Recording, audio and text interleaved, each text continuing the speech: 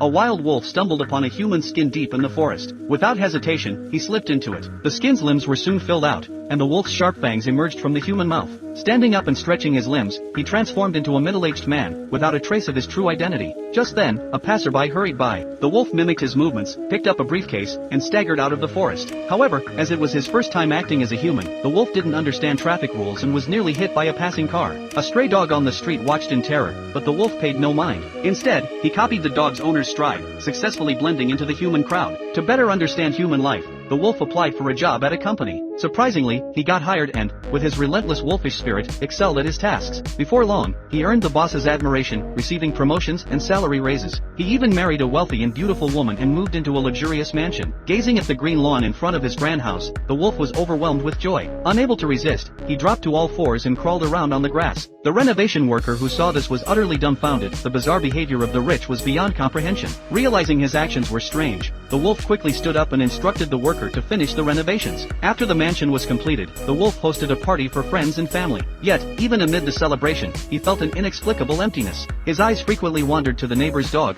filling him with a strange desire.